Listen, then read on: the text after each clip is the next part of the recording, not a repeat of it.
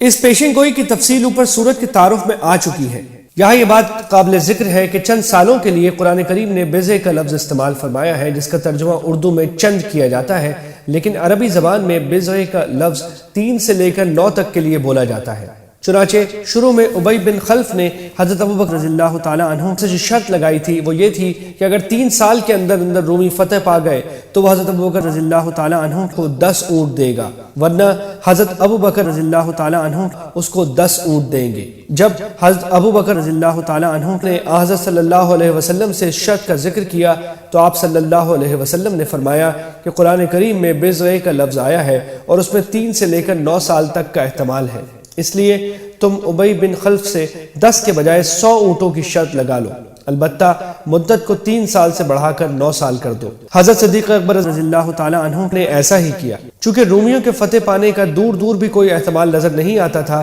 اس لیے ابی بن خلف بھی اس بات پر راضی ہو گیا، اور اب شرط یہ قرار پائی کہ اگر 9 سال کے اندر رومی غالب آ گئے تو ابی بن خلف 100 اونٹ حضرت ابوبکر کو دے گا، ورنہ حضرت ابوبکر رضی اللہ تعالی عنہ اس کو 100 اونٹ دیں گے۔ اور یہ بات اوپر عرض کی جا چکی ہے کہ اس وقت ایسی شرط لگانا حرام نہیں ہوا تھا، لیکن جب یہ پیشن گوئی پوری ہو گئی اور ابی بن خلف کے بیٹے نے 100 اونٹ حضرت ابوبکر رضی اللہ تعالی عنہ کو ادا کیے تو اس وقت ایسی شرط لگانا جائز نہیں رہا تھا، اس لیے حضرت صلی اللہ علیہ وسلم نے انہیں حکم دیا کہ ان اونٹوں کو صدقہ کر دیں۔ جیسا کہ اوپر تعارف میں عرض کیا گیا، اس سے مراد غزوہ بدر کی فتح ہے۔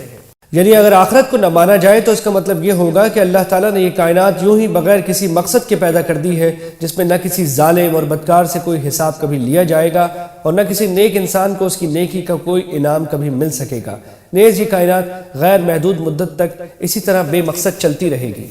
جو لوگ اس بات کو ناممکن سمجھتے تھے کہ انسان کے مرنے اور گلنے سڑنے کے بعد اسے دوبارہ کیسے زندہ کیا جائے گا، یہ ان کا جواب ہے۔ یعنی ہر چیز کا قاعدہ یہ ہے کہ اسے پہلی بار بنانا زیادہ مشکل ہوتا ہے، لیکن جب کوئی چیز ایک مرتبہ بنا لی جائے تو دوبارہ اسی چیز جیسی چیز بنانا مشکل نہیں ہوتا۔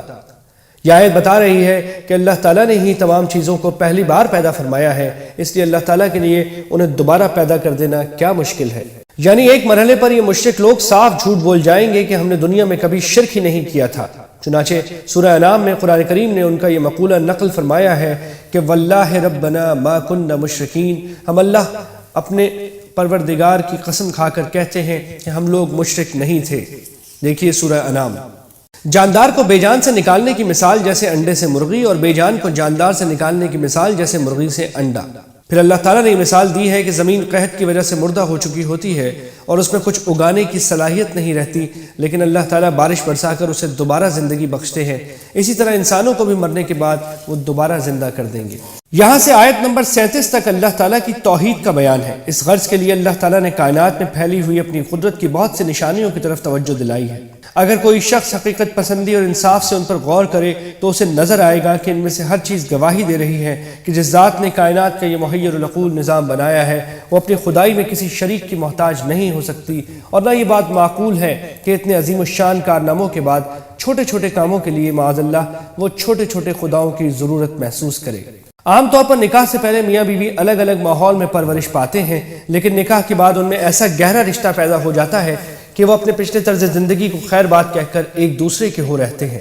ان کے درمیان یک بیک وہ محبت پیدا ہو جاتی ہے کہ ایک دوسرے کے بغیر رہنا ان کے لیے مشکل ہوتا ہے۔ جوانی میں ان کے درمیان محبت کا جوش ہوتا ہے اور بڑھاپے میں اس پر رحمت اور ہمدردی کا اضافہ ہو جاتا ہے۔ رات کے وقت سونے اور دن کے وقت اللہ کا فضل یعنی روزگار تلاش کرنے کا نظام اللہ تعالیٰ ہی نے بنایا ہے۔ اس کے لیے انسانوں کے درمیان کوئی معاہدہ نہیں ہوا تھا۔ اگر یہ کام لوگوں کی ثوابدید پر چھوڑ دیا جاتا تو کچھ لوگ ایک وقت سونا چاہتے اور دوسرے لوگ اسی وقت کام میں مشغول ہو کر ان کی نیند خراب کرتے۔ ڈر اس بات کا کہ بجلی گر کر کوئی نقصان نہ پہنچا دے، اور امید اس بات کی کہ اس کے نتیجے میں رحمت کی بارش برسے۔ کوئی بھی شخص یہ گوارا نہیں کرتا کہ اس غلام اس کی املاک میں اس کے برابر ہو جائے، اور کوئی کام کرتے وقت اس سے اس طرح ڈرنا پڑے جیسے دو آزاد آدمی جو کاروبار میں ایک دوسرے کے شریک ہوں ایک دوسرے سے ڈرتے ہیں۔ اگر یہ بات یہ مشرک لوگ اپنے لیے گوارا نہیں کرتے تو اللہ تعالیٰ کی خدائی میں دوسروں کو کیسے شریک ٹھہرا دیتے ہیں، یعنی اس کی ضد اور ہٹ دھرمی کے نتیجے میں اسے ہدایت کی توفیق نہ دی ہو۔ اللہ تعالیٰ نے ہر انسان میں یہ صلاحیت رکھ دی ہے کہ وہ اپنے خالق و مالک کو پہچانے،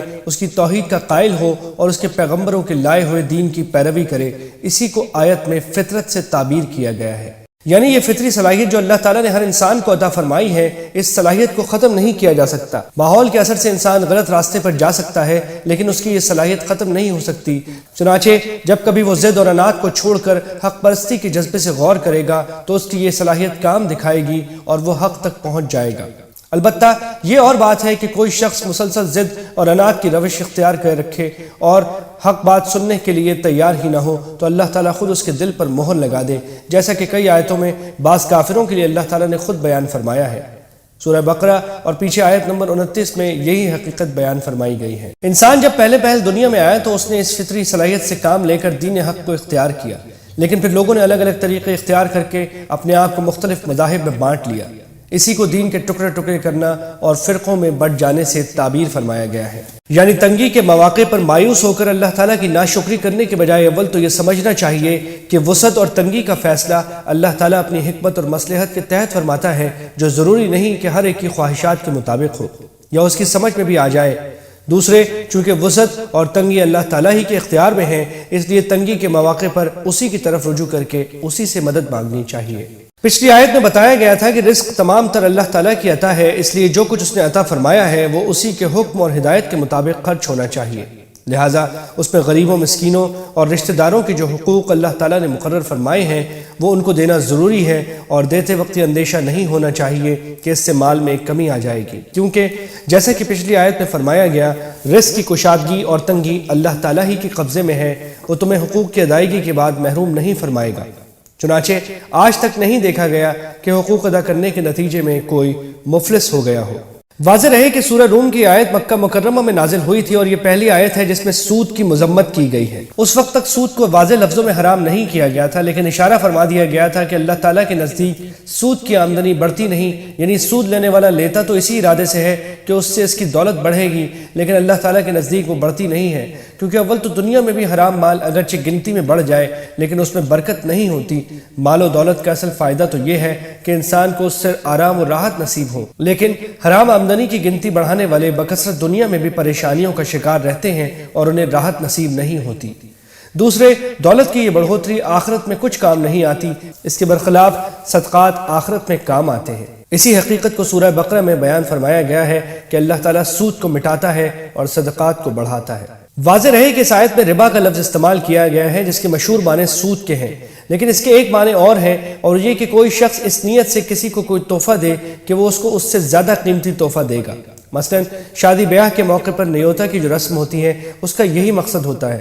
چنانچہ بہت سے مفسرین نے یہاں ربا کے یہی معنی مراد لیے ہیں اور فرمایا ہے کہ اس آیت میں نیوتا کی رسم کو ناجائز قرار دیا گیا ہے۔ اس قسم کا تحفہ جس کا مقصد زیادہ قیمتی تحفہ حاصل کرنا ہو اس کو سورہ مدثر میں بھی ناجائز قرار دیا گیا ہے۔ مطلب یہ ہے کہ دنیا میں جو عام مصیبتیں لوگوں پر آئیں، مثلا قحط، وبائیں، زلزلے، ظالموں کا تسلط، ان سب کا اصل سبب یہ تھا کہ لوگوں نے اللہ تعالیٰ کے احکام کے خلاف ورزی کی اور اس طرح یہ مصیبتیں اپنے ہاتھوں مول لی، اور ان کا ایک مقصد یہ بھی تھا کہ ان مصائب سے دوچار ہو کر لوگوں کے دل کچھ نرم پڑے اور وہ اپنے برے اعمال سے باز آئے۔ یہاں یہ بات بھی سمجھ لینی چاہیے کہ دنیاوی مصیبتوں کا بعض اوقات کوئی ظاہری سبب بھی ہوتا ہے جو کائنات کے طبعی قوانین کے مطابق اپنا اثر دکھاتا ہے، لیکن ظاہر ہے کہ وہ سبب بھی اللہ تعالیٰ ہی کا پیدا کیا ہوا ہے، اور اس کو کسی خاص وقت یا خاص جگہ پر مؤثر بنا دینا اللہ تعالیٰ ہی کی مشیت سے ہوتا ہے، اور عموماً اس کی بنیادی وجہ انسانوں کی بدعمالیاں ہوتی ہیں۔ اس طرح آیت کریمہ یہ سبق دے رہی ہے کہ عام مصیبتوں کے وقت چاہے وہ ظاہری اسباب کے ماتحت وجود میں آئی ہوں، اپنے گناہوں پر استغفار اور اللہ تعالیٰ کی طرف رجوع کا طریقہ اختیار کرنا چاہیے۔ ہوائیں چلانے کا ایک فائدہ تو یہ ہے کہ وہ بارش کی خوشخبری لاتی ہیں اور بادلوں کو اٹھا کر پانی برسانے کا سبب بنتی ہیں، اور دوسرا فائدہ یہ ہے کہ وہ سمندروں اور دریاؤں میں کشتیوں کو چلاتی ہیں۔ بادبانی کشتیوں کا تو سارا دار و مدار ہی ہواؤں پر ہوتا ہے، لیکن مشینی جہاز بھی ہوا کی مدد سے بے نیاز نہیں ہوتے، اور سمندروں میں کشتیاں چلانے کا فائدہ یہ بتایا گیا ہے کہ اس کے ذریعے لوگ اللہ تعالیٰ کا فضل تلاش کریں، جیسا کہ بار بار عرض کیا گیا۔ اللہ تعالیٰ کا فضل تلاش کرنا قرآن کریم کی ایک اصطلاح ہے جس سے مراد تجارت اور روزگار کے دوسرے ذرائع اختیار کرنا ہے۔ لہٰذا قرآن کریم نے توجہ دلائی کہ اگر یہ ہوائیں نہ ہوں جن سے کشتیاں اور جہاز سمندر میں چلنے کے لائق ہوتے ہیں تو تمہاری ساری تجارت ٹھپ ہو کر رہ جائے، کیونکہ ساری بین الاقوامی تجارت کا دار و مدار پانی کے جہازوں پر ہی ہوتا ہے۔ قرآن کریم میں جہاں کہیں ریاح